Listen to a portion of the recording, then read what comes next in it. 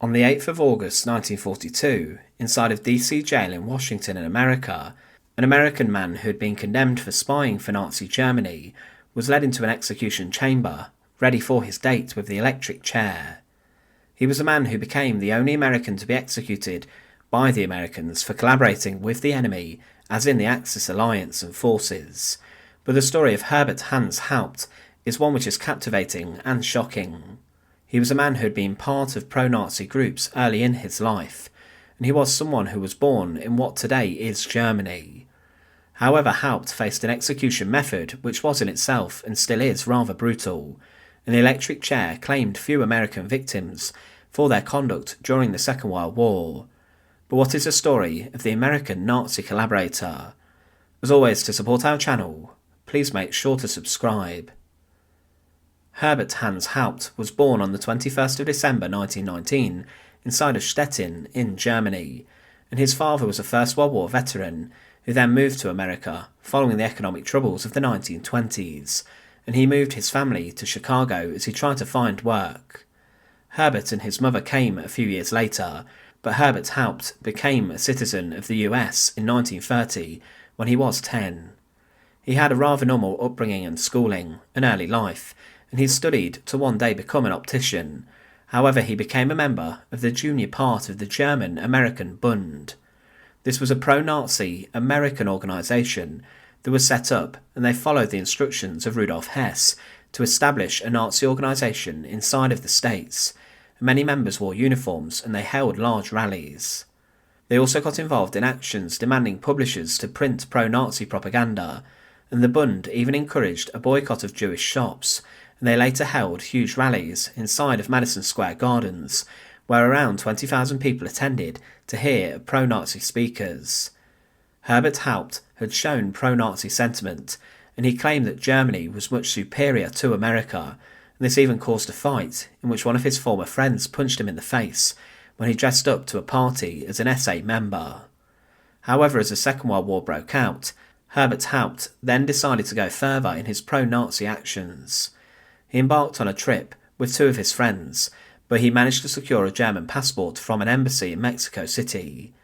From there he went to Japan and worked on a German ship, which was heading to France, and Haupt, along with a friend, arrived in France when Pearl Harbor had just occurred, and Hitler was now at war with America.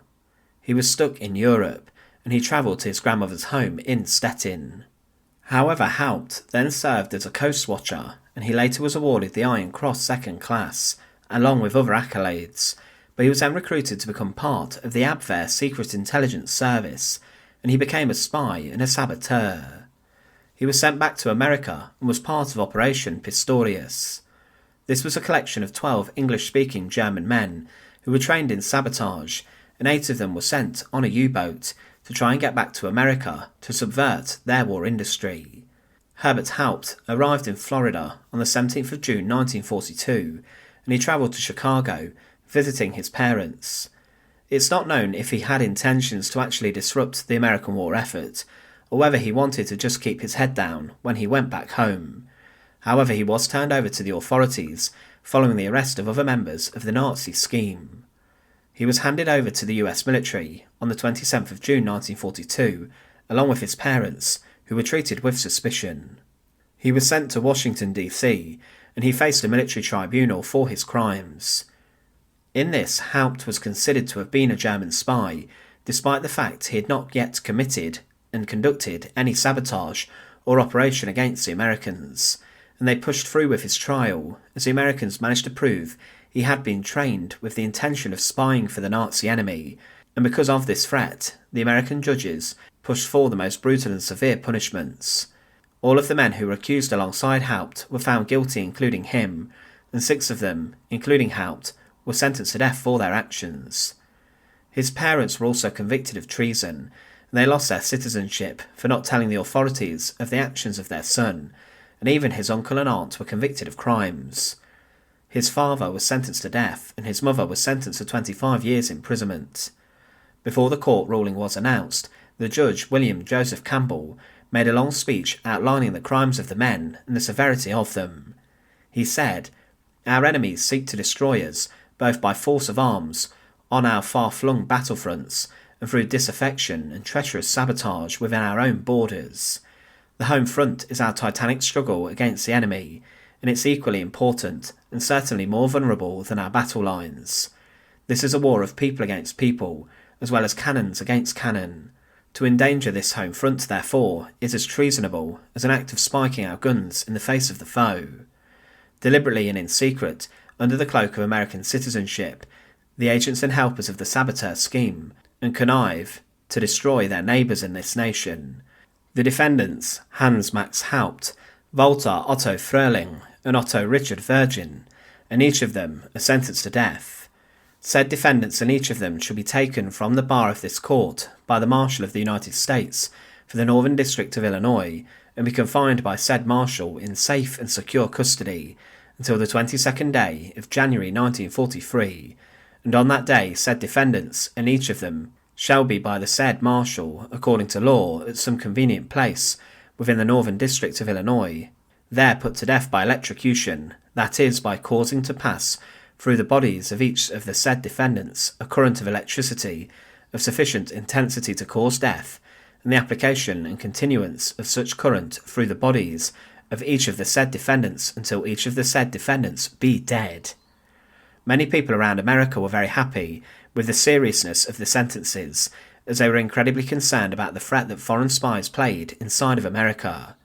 But it was the electric chair that weighted Herbert Hans Haupt, and he sent a final letter to his father, and he wrote, "Try not to take this too hard. I have brought nothing but grief to all my friends and relatives, who did nothing wrong. My last thoughts will be of mother."